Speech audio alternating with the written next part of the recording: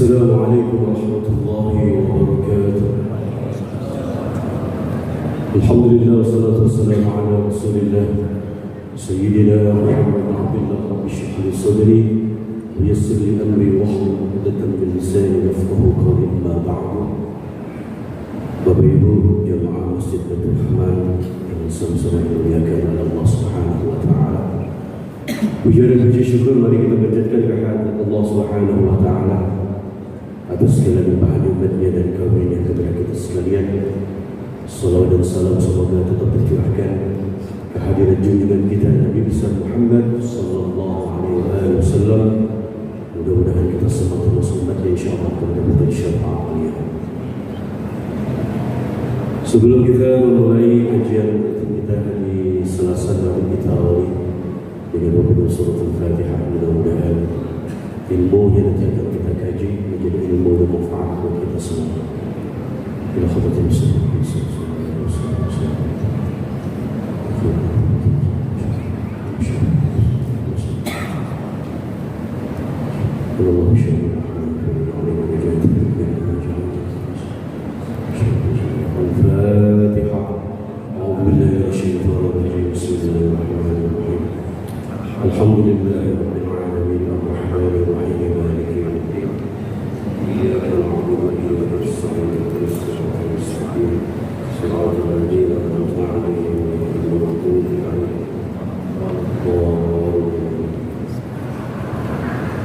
Bapak dan Ibu sekalian yang sama-sama dimuliakan Allah Subhanahu wa taala.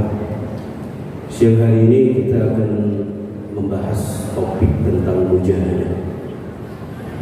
Bagi sebagian kita mungkin pernah mendengar istilah mujahadah, dan sebagian mungkin baru kali ini mendengar istilah mujahadah.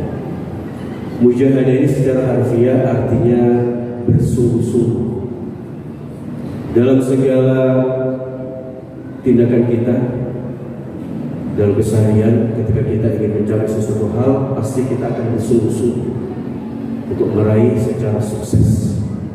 Demikian pula ketika kita berupaya melaksanakan segala perintahnya Allah dan menjauhi segala larangannya Allah pun juga harus dilaksanakan dengan penuh kesungguhan.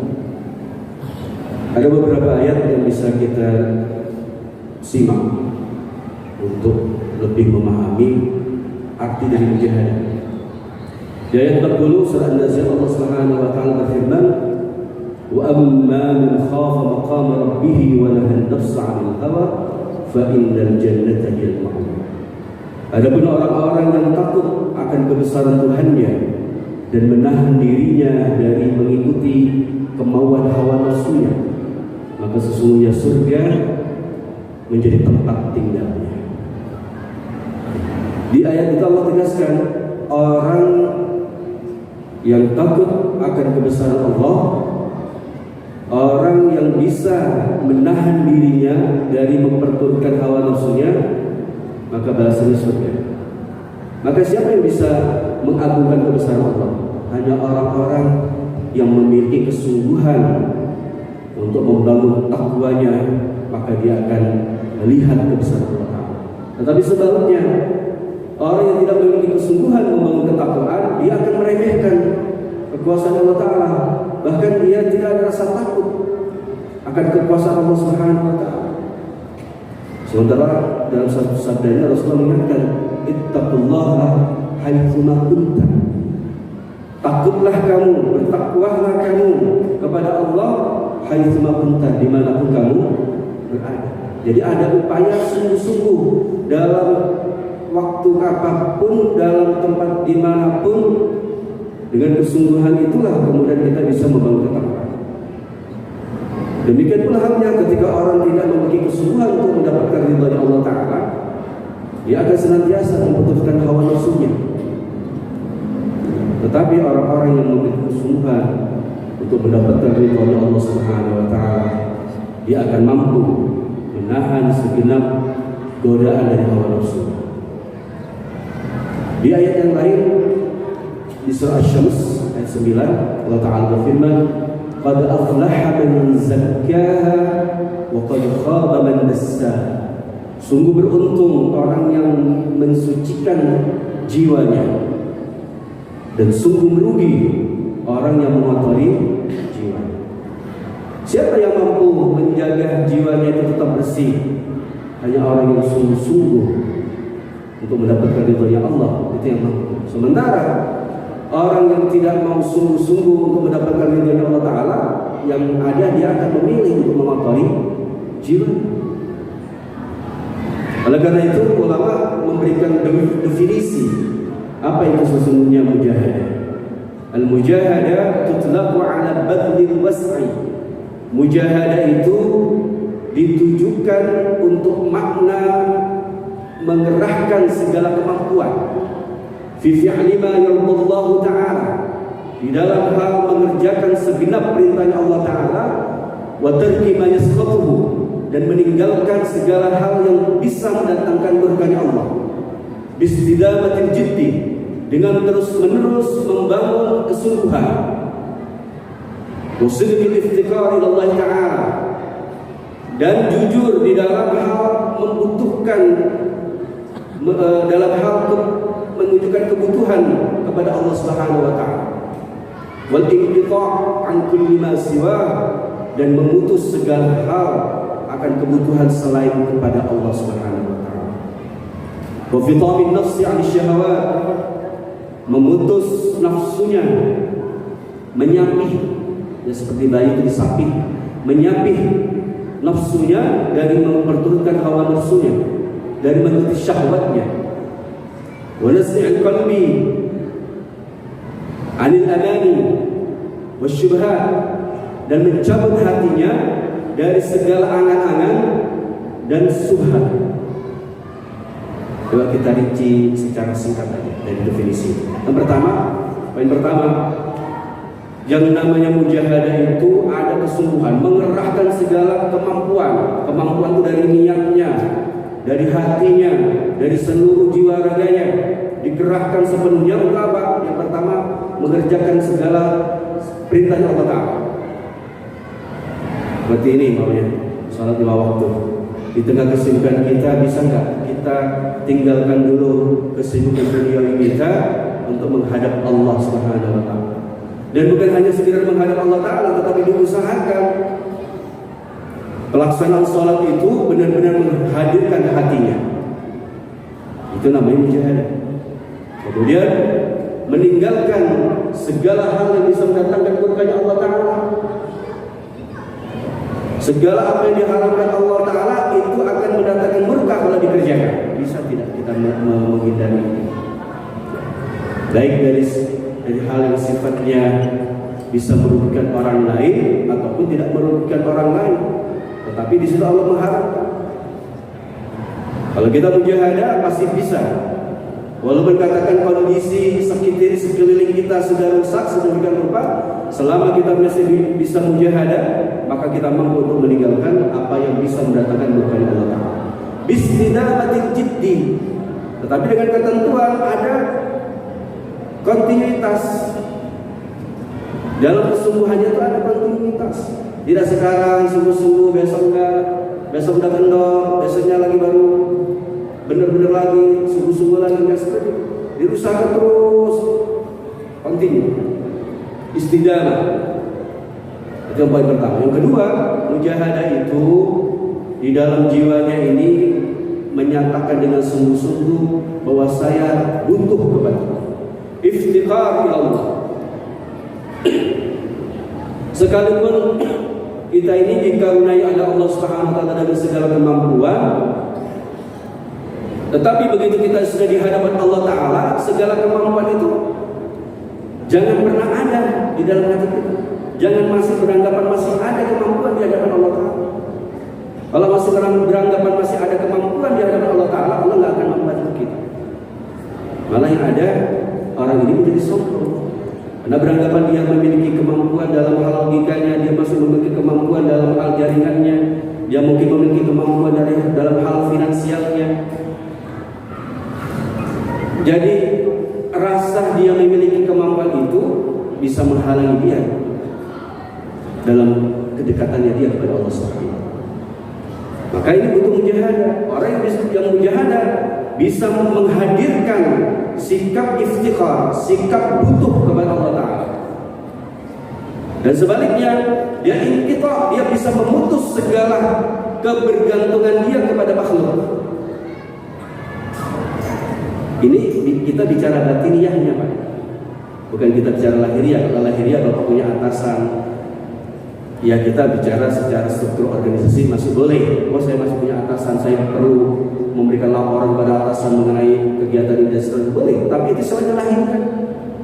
Jangan sifatnya lahiriah kemudian dibawa ke ranah batiniyah.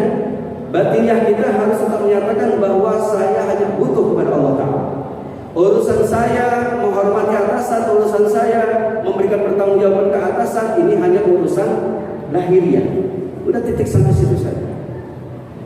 Ini yang harus bisa dibuat garis pembatas, ada garis demarkasinya. Orang-orang yang batiniyahnya itu masih membutuhkan makhluk, ini orang yang bukan mujahid. Ini orang yang masih belum terhubung kepada Allah Subhanahu.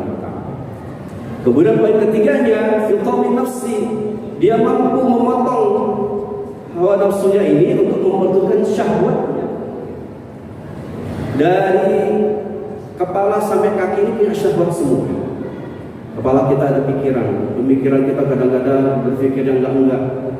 Kalau diperturutkan itu berarti ngikutin syahwat.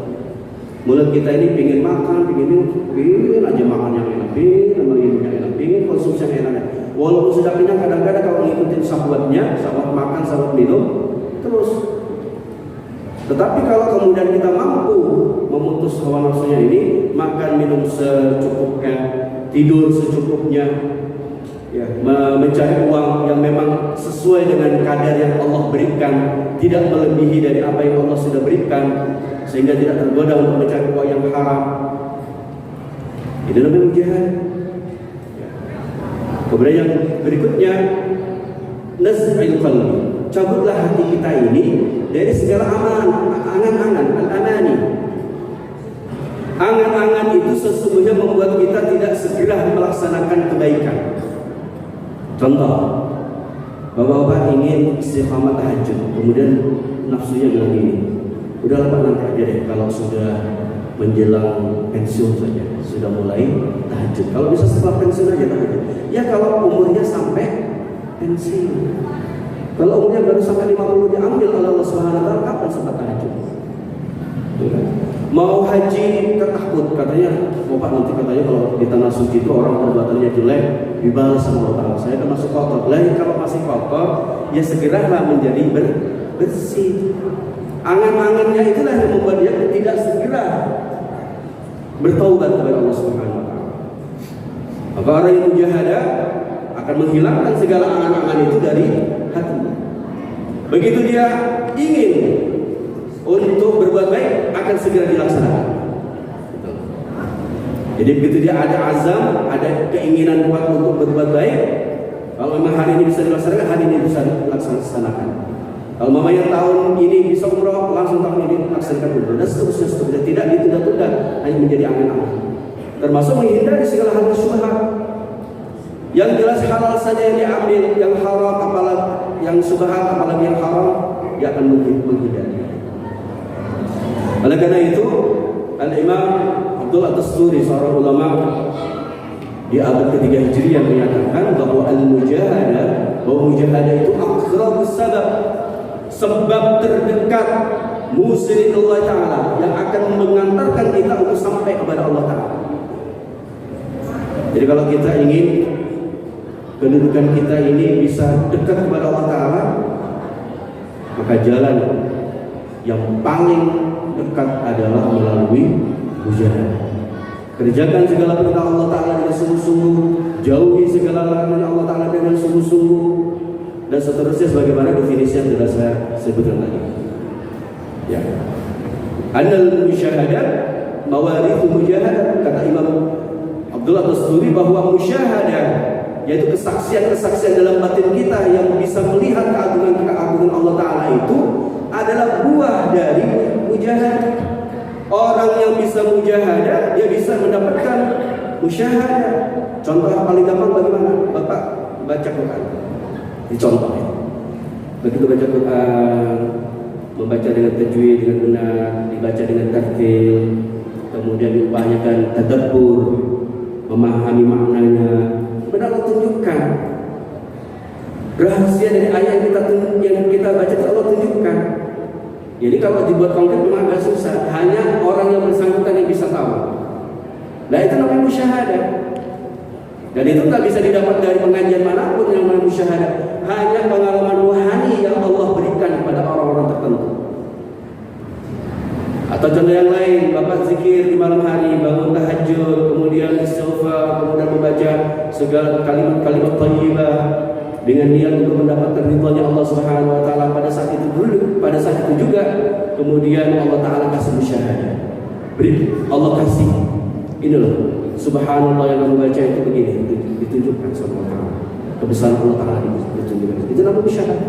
Dan itu buah dari mujahadah. Kemudian dalam penjelasan yang lain dari Ustaz Abu Al-Adabqa, ulama di abad ke-5 Hijriah, beliau menyatakan, "Man zayyana zahirahu bil mujahadah, hassana sarairahu bil musyahadah." Barang siapa yang memperhias lahiriahnya, maka Allah akan memperbagus. Barang siapa yang memperhias lahiriahnya dengan mujahadah, maka Allah akan memperbagus sirnya, rahasia pada dirinya itu dengan musyahadah.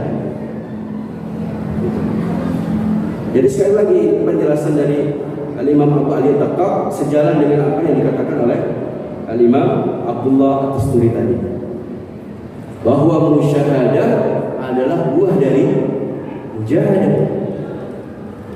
Kalau bapak-bapak ingin tahu ayatnya di mana Pak? Penjelasan dari ulama tadi bisa dilihat di surat Al-Ankabut ayat 69. Di situ Allah Taala menyatakan, "Walladzina jahadu fina lanahdiyannahum subulana wa innallaha lama'al muhsinin." Orang-orang yang berjihad di jalan kami, niscaya kami tunjukkan jalan-jalan kami. Dan sesungguhnya Allah bersama orang-orang yang berbuat baik. Jadi orang-orang yang bersungguh-sungguh untuk mendapatkan ridhonya Allah, artinya mujahadah di situ, Allah tunjukkan jalannya.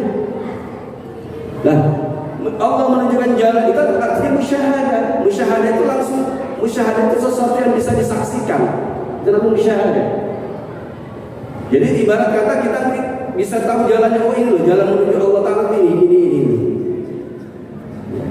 Pada saat orang sama-sama sholat berjamaah, yang satu mungkin sambil menghayal atau mungkin masih agak lalai, kita bisa fokus menghadirkan hati, hudurul qalbi kepada Allah Ta'ala, kemudian Allah tunjukkan akan kebesarannya pada saat kita sholat. Itu namanya musyahadah. Para nabi, para rasul sudah pasti mendapatkan musyahadah, bahkan makamnya lebih tinggi dari musyahadah. Para aulia, para kekasih Allah pun mendapatkan musyahadah. Orang-orang salihin juga mendapatkan musyahadah dengan tingkat yang lebih rendah dibandingkan para nabi dan para rasul.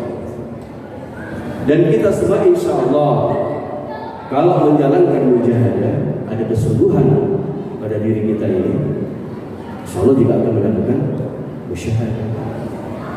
Maka kata Imam Al-Hijri, ulama di abad ke-5 Hijriah, dia mengatakan Rasulullah itu punya kedudukan yang dekat dengan Allah Subhanahu wa taala.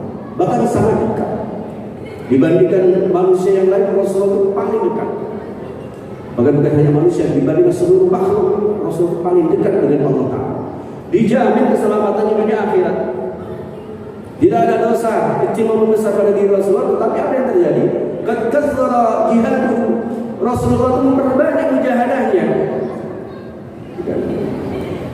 Bil qiyamit tawil, dengan bangun salat malam panjang, ya kan? Wasyam muttasil, puasa yang terus-menerus. Kadang-kadang kalau kita nggak mampu, banyak nggak mampunya. Salat 2 rakaat malam aja kadang-kadang banyak kelewat. Puasa Senin Kamis sering kelewat. Belum mujahadahnya luar biasa. kafir Quraisy, pembesar-pembesar seperti Abu Lahab itu mencemooh, oh Muhammad tuh lihat. Begitu dia udah pindah dari agama nenek moyang kita, dia jadi sengsara tuh ibadahnya, puasa dan segala macam. Jadi orang kafir melihat ibadahnya Nabi itu seakan-akan ibadah itu menyiksa Nabi gitu katanya. Akhirnya Allah Ta'ala menurunkan firman-Nya di surat Thaha ayat 1 dan 2. Thaha ma anzalna 'alaikal Qur'ana litashqa. Kami tidak menurunkan Al-Quran kepadamu untuk menyusahkan kamu. Tidak. Aturan Al-Quran itu tidak untuk menyusahkan kita. Bapak Ibu diwajibkan sholat 5 waktu sehari semalam. Menyusahkan apa tidak? Malah itu jadi kebutuhan batinnya kita. Coba kalau nggak ada sholat 5 waktu, boleh jadi stres kita itu. Kesibukan sudah hari-hari, kesibukan kantor, ada kebutuhan rumah tangga yang mungkin mendesak dan segala macam, jadi stres. Tetapi kemudian alhamdulillah kita itu ada kewajiban sholat 5 waktu. Yang itu tidak ada di agama yang lain. Dan ternyata kewajiban-kewajiban yang dibebankan oleh Allah Ta'ala kepada kita itu ternyata tidak menyusahkan kita, malah itu menjadi kebutuhan batinnya kita. Kurang lebih 2 bulan yang akan datang ada bulan Ramadan, kita melaksanakan puasa Ramadan. Puasa Ramadan itu juga tidak menyusahkan kita, malah menjadi satu hal yang mendatangkan manfaat bagi pembentukan karakter diri kita. Ya kan? Maka kalau kita memahami sampai di sini tentang mujahadah itu, kesungguhan yang harus kita bangun itu harus kesungguhan yang sebenarnya. Sebagaimana firman Allah Ta'ala di surah Al-Hajj ayat 78, "Wajahidu fillahi haqqa jihadi wajtabakum wa ma ja'ala 'alaikum fid din min haraj." Dan berjihadlah kamu kepada Allah dengan sebenar-benar jihad. Wajtabakum, Dia telah memilih kamu dan Allah tidak menjadikan kesukaran bagimu dalam urusan agama. Al-ayat. Jadi ayat ini tegas. Kewajiban agama ini tidak membuat kita ini susah. Kewajiban agama ini tidak membuat kita terbebani. Malah sebaliknya, dengan kita melaksanakan kewajiban agama secara sempurna, kemanfaatannya akan kembali pada diri kita.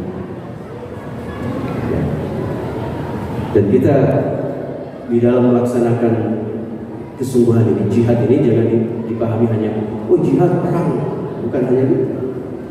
Semua ayat-ayat yang berkaitan dengan jihad di dalam Al-Quran itu bisa dimaknai memang fi sabilillah, perang mengangkat senjata, bisa pula diartikan sebagai kesungguhan kita untuk taqarrub kepada Allah Ta'ala dengan jalan melaksanakan segala perintahnya dan menjauhi segala larangannya.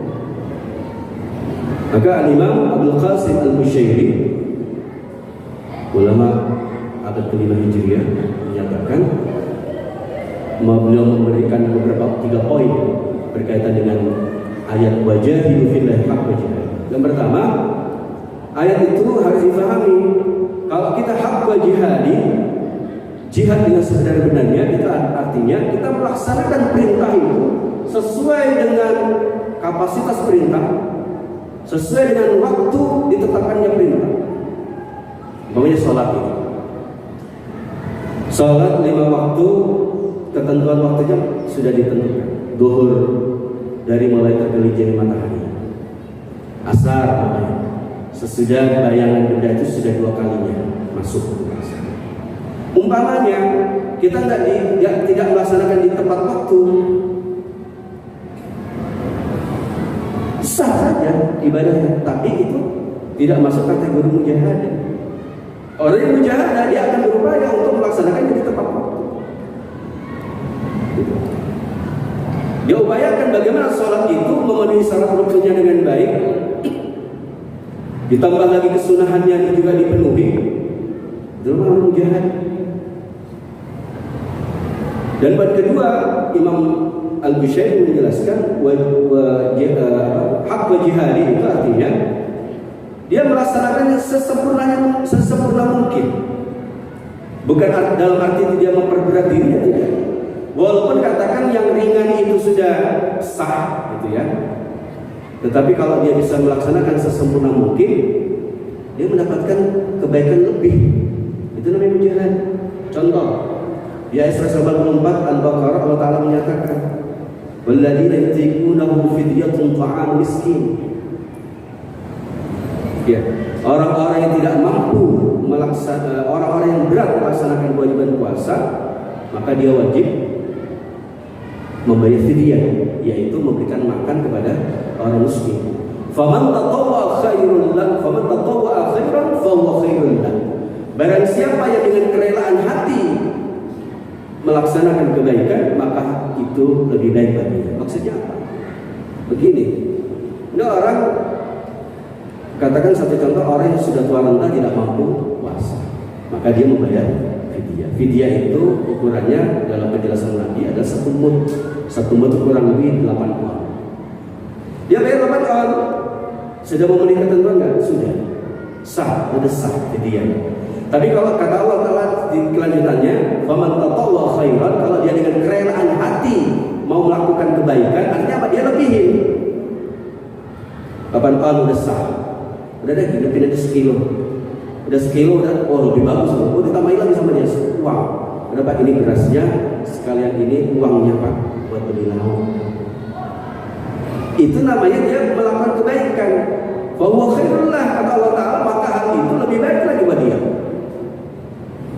Kembali pada penjelasan Imam Syafi'i tadi, innama mujahadah. Walaupun yang ringan itu sudah sah, tapi dia mengambil yang lebih berat. Lebih berat itu bukan dalam arti dia memperberat dirinya, tidak. Agama tidak memperbolehkan kita mempersulit diri kita, tidak. Maksudnya berat, memilih yang berat itu artinya memilih yang lebih sempurna lagi untuk mendapatkan ridhonya Allah Ta'ala. Itu namanya mujahadah. Sama halnya ketika kita menunaikan zakat fitrah. Zakat fitrah itu ukuran secara syariatnya adalah mengeluarkan sesuai dengan apa yang kita makan sehari-hari. Bapak-bapak mamanya beras yang dikonsumsi itu harga 15.000 per liternya. Bapak keluarin juga sama 15.000 per liternya. Itu udah sah. Tetapi begitu bapak keluarin yang lebih bagus, biasanya cuma 15.000, bapak keluarin zakat fitrahnya itu yang harga 20.000 per liter. Itu yang namanya mujahadah. Mengerjakan yang lebih bagus lagi. Dan poin yang ketiga kata Imam Al-Bushairi, orang yang hak jihad itu adalah tidak pernah lengah sedikit pun di dalam mujahadah nafsu, melawan nafsu. Baik, karena sudah mau jam 1, saya kasih penutup. Apa sih sesungguhnya kemuliaan dari orang yang mujahadah? Allah Subhanahu wa taala berfirman surat An-Nisa ayat 95, la yasalul qa'iduna minal mu'minina ghayru ulil dharari wal mujahiduna fi sabilillahi bi amwalihim wa anfusihim. Faddala Allahu al-mujahidina bi amwalihim wa anfusihim 'ala al-qa'idina darajah. Wa kullu wa'ada Allahu al-husna.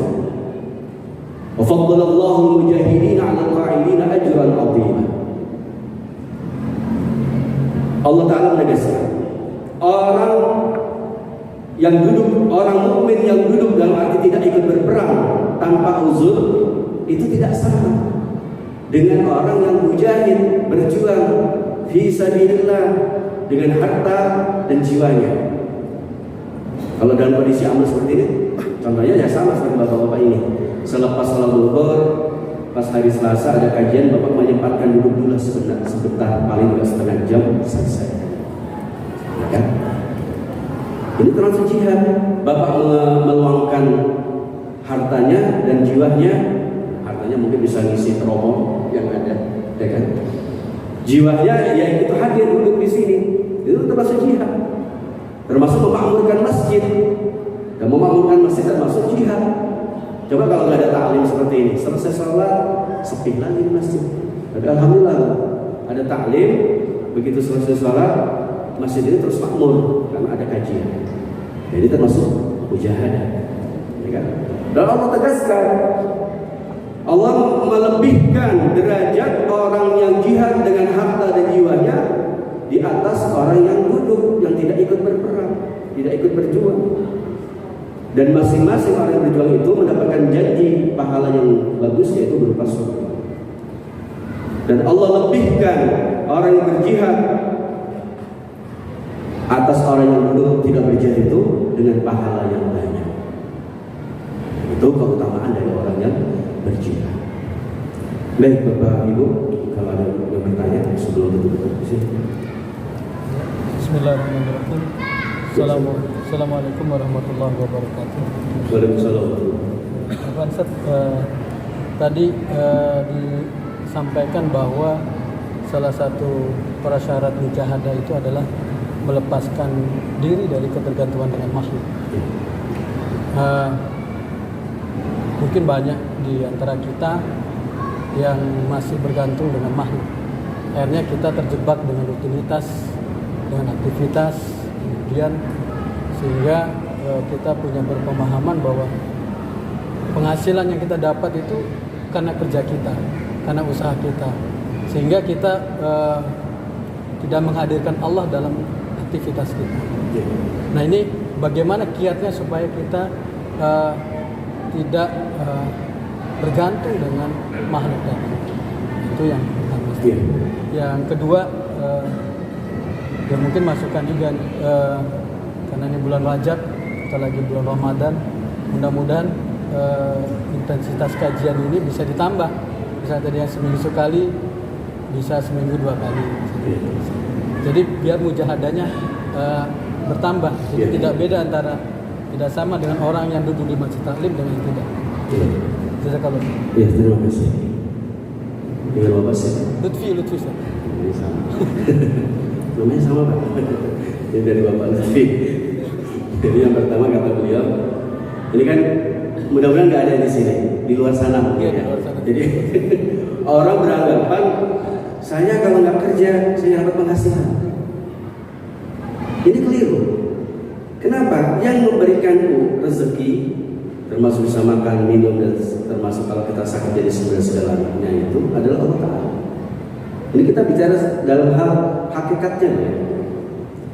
Lalu terus bagaimana tips dan triknya? Ya kita kembalikan lagi. Kita kerja itu hanya sebatas melaksanakan perintah Allah. Allah memerintahkan kita untuk mencari fadlnya, mencari karunia-Nya. Nah, itu aja. Kita laksanakan karena Allah memerintahkan kita untuk bekerja, maka kita kerjakan. Lalu nanti kalau nanti Allah kasih berapa-berapanya, ya itu bagian kita. Gitu lah. Jadi jangan kemudian kita mencari yang di luar bagian kita. Itu nanti yang terjadi malah masuk ke hal-hal yang haram, hal yang syubhat dan haram. Jadi kembali lagi, jangan sekali-kali kita mengatakan bahwa kalau kita nggak bekerja kita nggak dapat uang. Enggak gitu konsepnya. Kerja itu hanya sebatas ikhtiar karena perintahnya Allah Ta'ala. Sementara rezeki itu Allah yang menentukan. Memang salah juga kalau kemudian orang mengatakan saya nggak kerja, nggak perlu kerja deh kalau gitu. Yang penting kan nanti rezeki Allah yang ngatur. Itu salah juga. Jadi benar rezeki itu Allah yang ngatur, tetapi kita wajib ikhtiar. Nah, gitu. Jadi ini harus dipahami, didudukan pada porsinya masing-masing. Ya, kerja sebagai ikhtiar atas perintah Allah dan rezeki sepenuhnya Allah yang menentukan. Ya Pak ya. Sama seperti gini, kadang orang mengatakan gini, Bapak saya kalau nggak kerja di situ nggak makan saya. Ya benar-benar nggak makan. Nah, yang ngasih makan itu siapa sih? Pekerjaannya dia atau Allah yang ngasih? Gitu loh. Kemudian yang kedua nanti disampaikan ke Pak Heru gitu. Itu kewenangannya Pak Heru. Iya, mumpung ada Pak Heru boleh nanti disampaikan. Jadi ya siapa tahu kalau ini animonya dari jamaah memang tinggi, ya nggak ada salahnya ditambah. Siapa tahu semakin mengisi rohani, jadi semakin mujahadah kita semakin bagus. Amin. Ada lagi sebelum tutup doa? Silakan. Semoga kita semua digolongkan sebagai orang-orang yang mujahadah dan dihindarkan dari sifat syirik. Jadi alhamdulillah teman saya sudah terus ikut pondok pesantren saat ini. Yang lalu itu kan karena ada sakit, Iya. gitu kan. Dengan segala usaha kami untuk berobat, cek kesehatan juga, alhamdulillah tidak ada satupun penyakit yang ada secara medis.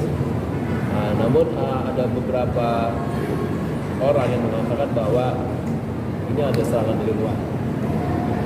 Jadi kadang kita juga nggak ngerti. Pada dulu kita ada yang menyarankan bahwa pijat, gitu kan, itu pijat, kita itu pijat. Kemudian juga tanpa kita sadari, yang kami juga tidak bisa mencegah atau karena dia juga usaha gitu ya, katanya mengambil katanya diserangan, dia mengambil apalah dari tubuhnya, menjauhkan dari hal-hal seperti itu. Yang akhirnya adalah sampai 2 kali, dan pijat yang kedua adalah sampai dikasih air lah istilahnya, tapi airnya itu kita buang begitu saja untuk tanaman gitu kan. Yang akhirnya kami mempunyai ketakutannya adalah jika kita sadar bahwa itu adalah mungkin sifat syirik yang menunjukkan dari Allah. Bagaimana kita untuk membersihkan diri dari sifat-sifat syirik itu sehingga jangan sampai kita tergolong dari orang-orang Ya, terima kasih Kepala Lintasan Agung.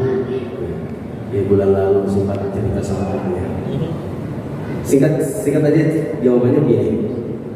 Kalau kita baca Asbabun Nuzul surat Al-Falaq An-Nas, ya, Asbabun Nuzulnya apa? Rasulullah disihir. Berarti sihir itu ada nggak? Ada ya. Ini harus sepakat dulu bahwa sihir itu ada. Kemudian Allah kasih obatnya dengan diturunkannya surat Al-Falaq dan An-Nas. Nah, itu poin pertama. Poin keduanya bagaimana? Poin keduanya bahwa manfaat dan madarat itu ditentukan oleh Allah Subhanahu wa taala. Tidak ada satupun makhluk di alam semesta ini bisa memberikan manfaat, demikian pula memberikan madarat. Itu harus ditanamkan pada diri kita.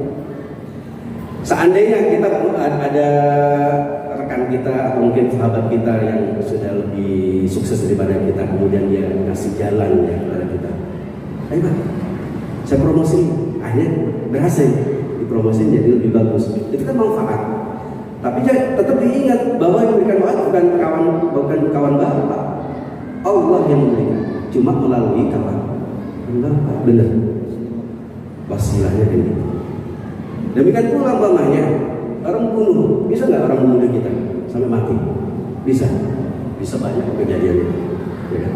Tapi tetap harus diingat, orang itu bisa terbunuh atau tidak itu dengan izin Allah Taala, madaratnya. Benar. Jadi harus sepakat. Demikian pula halnya kalau ada orang yang mengganggu itu bisa fisik, orang mukul pakai tangan, bisa ditusuk pakai pisau atau ditembak pakai pistol, atau bisa juga dengan cara non fisik, pakai ayat, pakai doa, diserang orang itu, ya kan? Bisa Pak, bisa orang bunuh pakai pisau aja bisa, tembak orang mati bisa, tapi kan sebenarnya izinnya Allah, itu yang harus dipahami. Lah, sekarang poin ketiganya, kalau kita tahu, kita sadar bahwa kita tuh bisa mendapatkan celaka dari seseorang, ya kan? Berarti kita harus memagari diri kita, sebagaimana halnya Allah Ta'ala mengajari kepada Nabi kita Muhammad dengan membaca Al-Falaq dan An-Nas, begitu. Ini harus poin yang harus sepakati seperti itu. Berarti baca Al-Falaq An-Nas itu jadi syirik? Enggak. Dari mana syirik itu? Firman Allah Ta'ala. Allah yang mengajarkan langsung, nanti dibacanya di tafsir manapun pasti asbabun nuzul di situ. Ada orang Yahudi ngambil apa itu? Rambut Nabi diputar-putar lah itu, dibuang di sumur. Ditujukan oleh malaikat Jibril itu diambillah di dalam sumur itu rambutnya di sumur. Kamu bacain ya, di rambut kamu yang diputar-putar itu kamu baca Al-Falaq An-Nas. Gak sih? Syirik itu kan akan menjadi syirik begini. Oh, kalau saya baca Al-Falaq An-Nas saya jadi ini. Nah, itu syirik. Padahal walaupun itu firman Allah, kenapa kok jadi syirik? Karena dia menafikan Allah Ta'ala. Padahal kita udah yakin walam yakul lahu kufuwan ahad, tidak ada yang sama. Yang setara itu tidak ada, apalagi yang melebihi Allah Ta'ala. Sama banyak saya gini, punya amalan ayat kursi Allahu la ilaha illallah sampai selesai ditembak gak mempan. Kemudian saya gini loh Pak, saya punya amalan ayat kursi ini. Itu jadi syirik sayanya. Kenapa? Karena beranggapan ayat kursi itulah yang membuat saya punya kebal. Tapi kalau kemudian alhamdulillah Allah kasih, Allah yang ngasih, kenapa jadi masalah? Allah yang ngasih gitu. Kalau Allah yang ngasih, sama seperti kita punya kecerdasan menganalisa, Allah yang ngasih, apa jadi masalah? Seperti Nabi Musa sekali mukul langsung orang dipukul mati, ya kan? Kok bisa sekali pukul? Ya itu Allah yang kasih kekuatan itu. Kemudian dibaca banyak ayat, wa idza batasum jabban, makanya diamali banyak ayat itu. Banyak ayat Quran itu kalau mau diamali banyak, ya. Tetapi niatnya harus benar, yaitu mendapatkan ridhonya Allah Taala. Kalau nggak niatnya benar untuk mendapatkan ridhonya Allah Taala, itu kan jadi salah atau bahkan jadi syirik. Jadi singkatnya bagaimana kalau umpamanya anak bapak sakit, secara medis dinyatakan sembuh umpamanya, ya. Tapi kok masih sakit aja? Ya saja, coba aja cari alternatif. Kalau memang bisa menyembuhkan sendiri, bapak bisa ruqyah sendiri, ya ruqyahnya sendiri. Tapi kalau nggak bisa, katakan datang ke Pak Heru, Pak Heru bisa umpamanya. Nggak ada yang salah. Sama seperti kita gini ya, kita nggak bisa ngobatin sendiri, kita datang ke dokter, apa salah kita ke dokter? Nggak salah. Tapi kalau kemudian saya bilang, Pak udah sembuh sekarang, iya, karena saya ke dokter itu loh, luar biasa dokter, itu jadi syirik. Karena sesungguhnya yang menyembuhkan sakit saya itu bukan dokter. Dokter itu hanya sebab saja. Musabbibul asbabnya adalah Allah Subhanahu wa Ta'ala. Jangan kemudian kita bilang, karena saya minum obat resep dokter itu loh, aku tuh benar-benar aku tuh resep dokter. Itu syirik. Jadi inti syirik itu adalah arti apa? Ya udah jelas di ayat Al-Ikhlas, walam yakul lahu kufuwan ahad. Begitu dia meyakini ada sesuatu yang setara dengan kekuatan Allah, syirik. Walaupun katakan dia baca ayat-ayat Quran itu, kalau dia hanya mengumpulkan ayat itu, bukan sadar akan firman Allah Taala, akan kuasa Allah, jadi syirik. Jadi gitu Pak. Jadi mudah-mudahan kita semua ini diselamatkan oleh Allah Subhanahu wa Ta'ala. Al-Fatihah. أعوذ بالله من الشيطان الرجيم. إياك نعبد وإياك نستعين اهدنا المستقيم صراط الذين أنعمت عليهم غير المغضوب عليهم ولا الضالين. صلى الله وسلم الحمد لله على سيدنا محمد الحمد لله رب العالمين. الحمد لله في العالمين التوفيق والنصير يا ربنا لك الحمد بما ينبغي من جلالك الكريم وعظيم سلطانك. فلك الحمد قدر الله ولك الحمد اذا رضيت ولك الحمد بعد الرضا. اللهم صل وسلم على سيدنا محمد في الاولين والاخرين. وصل وسلم على سيدنا محمد في كل وقت وحين. وصل وسلم على سيدنا محمد في المال الاعلى الى يوم الدين.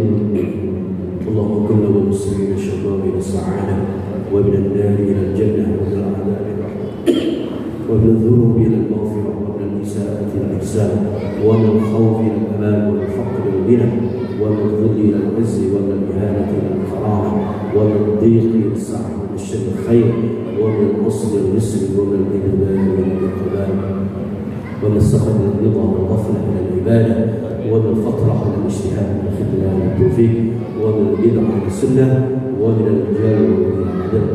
اللهم جملنا بالعافيه والسلامه وحققنا بالتقوى والاستقامه وعيدنا من موجبات الندامه في حال ما من تسمع الدعاء. ربنا ظلمنا انفسنا وان لم تغفر لنا وترحمنا لنكونن من الخاسرين.